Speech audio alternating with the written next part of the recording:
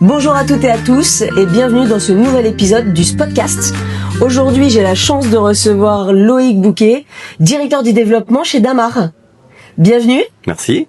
Merci pour ce temps que tu nous accordes aujourd'hui. Damar, c'est une marque qui a quelques années déjà. Ouais. Beaucoup d'années, on est d'accord ? Ouais, beaucoup d'années, 73 ans. 73 C'était ans. lancé en 53. C'est toujours un plaisir de voir des marques qui perdurent comme ça. Et tu me expliquais tout à l'heure que il y a quelques années, tu voulais élargir la cible et que tu as décidé d'aller sur Amazon. Qu'est-ce qui fait que tu t'es dit, je vais mettre une marque de 73 ans sur Amazon ? Ouais, peut-être un peu de folie, mais à l'époque, on était distribué que dans nos canaux en propre. Et il y avait vraiment pour moi un axe pour aller chercher plus large. Ouais. Et donc, la grosse émergence quand même des marketplaces à l'époque. Donc, il y a eu une volonté d'y aller d'abord en mode B2B, mode wholesale, avec pendant quelques années un gros refus interne. Donc, une peur de cannibaliser notre propre clientèle, notre propre activité. Et puis, petit à petit, ça s'est détendu. On a fait un test. Ça a très bien fonctionné. On a donc d'abord démarré par Amazon. Puis après, on est allé en pure marketplace avec La Redoute. Ok. Et là, ça a été le carton. On a rattrapé un retard qu'on avait un peu accumulé. Et depuis, on est largement au-dessus de ce qu'on espérait faire. Donc, c'est quand même c'est un très bel axe. Et surtout, ça nous a permis d'aller chercher une cible plus large, plus jeune aussi. Et donc, aujourd'hui, on recrute des clientes qui ont moins de 50 ans, alors que la cible Damar, c'est plutôt aux alentours de 60. Ouais, le fait d'aller sur Internet t'a permis en gros de rajeunir ta clientèle et aujourd'hui d'aller chercher plus de chiffres. T'es sur beaucoup de marketplaces aujourd'hui ? Ouais, quand même. En quelques années, on a vraiment, quand je parlais de rattraper du retard, c'est qu'on a démarré assez tard cette partie-là. On a démarré en 2021 et ça faisait quelques années. Pendant le Covid ou c'était un souhait déjà avant ? Juste après le Covid. Alors c'était souhaité avant depuis 4-5 ans. Ouais. Mais à chaque fois c'était accéléré, non ? Le Covid a accéléré. À chaque fois c'était refusé. On disait c'est pas la priorité, c'est pas la priorité. Et là le Covid nous a fait dire c'est dommage. Parce que là, on est fermé. Du coup, il n'y a pas de chiffre qui rentre. Donc, il y avait quand même notre propre site e-commerce qui tourne très très bien et qui a une belle activité. Et là, de se dire, on va sur les marketplaces, ça peut élargir fortement le spectre. Et ça a été un vrai carton. Donc, en très très peu de temps, on a rattrapé notre retard.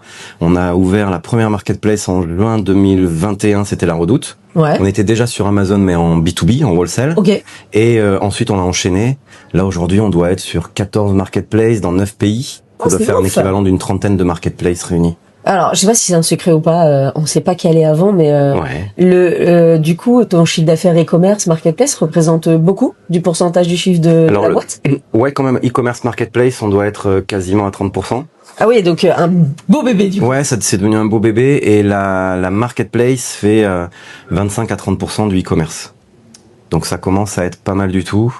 Et l'international là-dedans, parce qu'on n'était pas du tout présent à l'international, fait 50% des marketplaces. Oui, parce qu'en plus, ça te permet d'avoir un rayonnement mondial, du coup. Ouais, en tout cas européen pour l'instant. Ah, t'es pas distribué États-Unis, Asie, non, choses comme ça ? Pour l'instant, on a fait le choix de rester au niveau Europe et on n'était pas du tout distribué. Nous, on a des filiales en France, en Belgique, en Angleterre. Ok. Et en dehors de ces pays-là, on n'est pas du tout présent. Du coup, il y a encore un potentiel de... Ah, il y a un potentiel. Et donc, on a commencé depuis 2 ans à aller le chercher sur tous les pays frontaliers.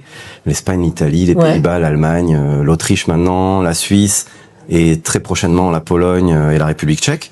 Et donc, aujourd'hui, là, c'est des marchés qu'on n'explorait pas du tout. Et probablement que dans peu de temps, on va ouvrir nos propres sites e-commerce dans ces pays-là.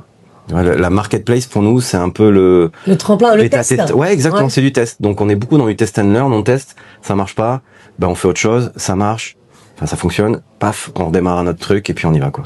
C'est hyper intéressant parce que moi, j'accompagne des marques, donc je connais plein de marques qui ont ce stress de se dire il faut ce que t'as dû vivre non, on va s'auto-cannibaliser, il faut pas y aller. Et en fait, je suis plutôt en phase avec toi de se dire testons, ça te permet de tester un marché, de tester son potentiel, d'ouvrir derrière soit soit ton propre site web, soit même des magasins en propre. Mais carrément, mais complètement, nous c'est notre objectif, alors on sait pas quand. Mais c'est vraiment ce qu'on ambitionne de faire. Tu vois, en Espagne, aujourd'hui, on est présent en wholesale parce qu'on est chez le Corte Inglés, les grands magasins. Ouais. comparable à des Galeries Lafayette. Oui, j'allais dire pour ceux qui connaissent pas, les Galeries pas. Lafayette, un peu la même chose. C'est 80 magasins en Espagne, donc c'est énorme, El Corte Inglés. On est présent en marketplace puisqu'on est sur VP, on est sur Showroom, on est sur Zalando.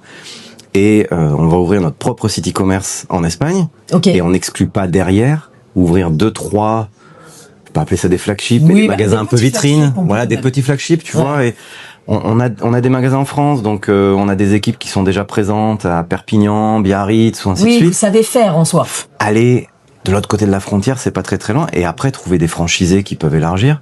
Donc ça, c'est des trucs qu'on pouvait pas imaginer si on n'allait pas tester le marché d'abord avec la marketplace. Donc testons, parce qu'on pourrait écrire des roadmaps avec des trucs dans tous les sens. On va se planter de toute façon. Enfin, on va pas être juste. Le test and learn. Ouais, faut pas faire n'importe quoi. C'est pas on tire partout et puis on verra bien ce qui ramène. Non, c'est on réfléchit à notre truc, on définit et puis on y va. Mais on construit pas non plus un dinosaure. Enfin, tu vois, un truc énorme qui fait que derrière, de toute façon, tu y vas 5 ans plus tard. Ça sert à rien. Enfin, ça, c'est notre vision. Non, mais je pense que c'est hyper bien. Merci, merci. Et tu me disais que là, tu vas tester encore un nouveau territoire, les GMS, c'est ça, la grande distribution. Alors ça aussi, c'est tout nouveau pour nous. Comme je te disais, depuis le début, Damar est très intégré. Damar fabrique lui-même ses produits, Damar a sa propre logistique, Damar a son propre centre d'appel, ses propres magasins. Il n'y a pas de franchisé. Il n'y a aucun franchisé pour l'instant. C'est que du succursale. Okay. C'est notre propre site e-commerce. Donc Damar est très très intégré.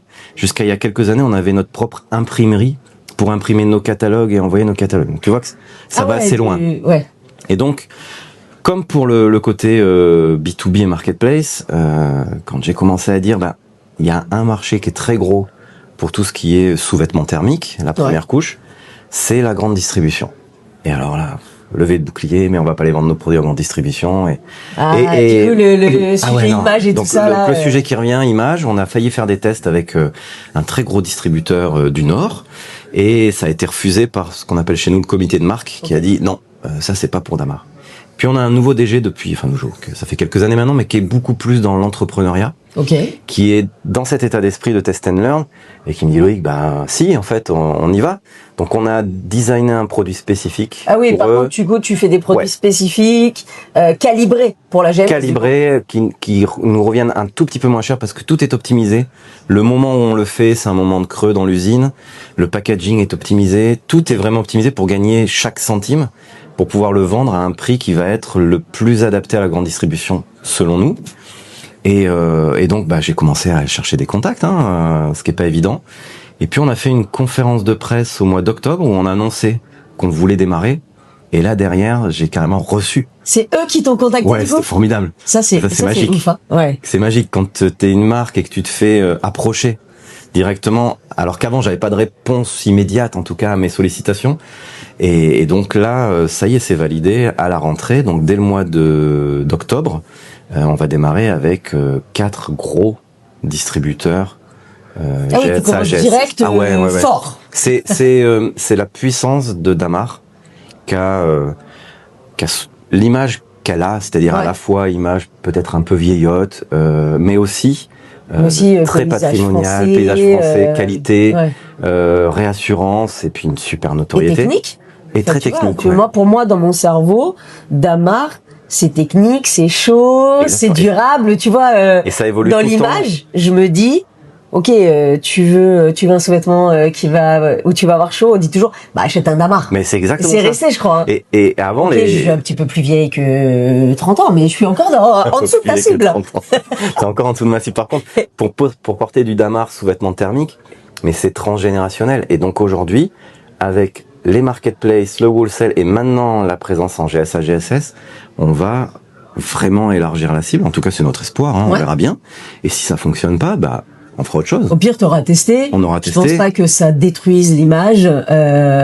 Tu apportes encore au plus près des Français entre guillemets la marque en fait. Ça. Tu vois, moi je me dis ok peut-être que la ménagère quand elle va aller faire ses courses, elle va pouvoir se dire ah bah c'est top, je vais pouvoir acheter le Damark que peut-être qu'elle n'y aurait pas pensé. C'est en tout cas ce à quoi on croit. On a en France que 95 magasins. Alors c'est mieux que rien, mais c'est pas non plus. C'est pas mal déjà. Ouais, mais par rapport à des gros distributeurs qui en ont 300, 350, 400, t'as pas un magasin Damar toutes les 20-30 minutes. Il y a des personnes qui doivent faire 50 ou 100 bornes pour trouver un magasin Damar. T'as le site web, encore une fois, qui marche très très bien. Mais là, ça veut dire que demain, tu vas faire tes courses. C'est tes clients. Plus anciens, ils ont peut-être pas ce réflexe d'aller sur le site. On sait jamais.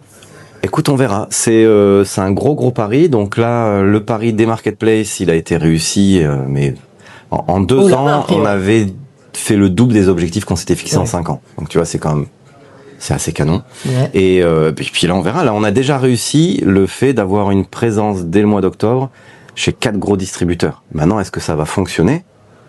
Ça, il n'y a que le futur qui va nous le dire. Comme on dit, au pire, c'est un test and learn. Tu testes des choses. Peut-être qu'il faudra juste fine-tuner, comme on dit, pour que ça matche plus avec le besoin, quoi. C'est tout à fait ça. Peut-être ajuster des produits, des couleurs, des formes. Et puis, on a des bons contacts avec nos distributeurs. On est vraiment, on est hyper bien calés, puisque bon, forcément, ils sont aussi très concurrents entre eux. Ils savent que y en a un qui a l'exclusivité sur le mois d'octobre, celui avec qui je démarre en novembre, c'est avec qui j'ai l'exclusivité, et celui qui a l'exclusivité, c'est... Je crois qu'ils savent tout, en vrai. Ouais, en tout cas, c'est partagé, c'est transparent, et comme ça, il n'y a pas d'ambiguïté. Tout est clean. Enfin, c'est ce qu'on vise. Alors dis-moi, du coup, qu'est-ce qu'on peut souhaiter à Damark pour la suite, maintenant?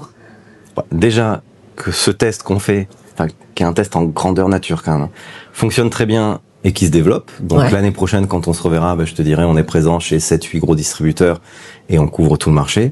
Et puis 2, c'est un petit peu ce que je disais tout à l'heure, c'est cette capacité à pénétrer un marché global. Je donnais l'exemple de l'Espagne, mais l'Allemagne, c'est aussi un très très gros marché pour nous. Présence marketplace, présence e-commerce, présence wholesale, et puis idéalement derrière, présence physique avec des magasins en propre et des franchisés. Ah, du coup, tu t'ouvres à la franchise. Ah ouais, carrément. Parce que j'ai bien compris tout à l'heure, t'as dit que t'avais pas de franchisé. Non. Du coup, Damark s'ouvre à la franchise. Damark. Où on peut postuler. En tout cas, on n'est plus fermé. Donc ça, c'est déjà pas mal. C'est pas mal. Donc ça veut dire qu'on commence à être un peu ouvert et qu'en France, avec 95 magasins, il y a largement de la place pour en avoir plus. Écoute, j'espère que la prochaine fois, effectivement, tu viendras me dire, alors, j'ai lancé la franchise et l'affiliation. C'est ça. Venez nous rejoindre. Et ça marche super bien. On en a 40 ou 50 déjà. Non, on sait pas. Ça serait formidable. On sait jamais des fois. Ouais.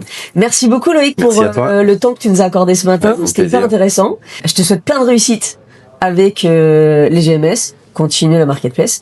Et j'espère qu'on se voit vite pour que tu me parles de la franchise. Avec grand plaisir. Merci beaucoup.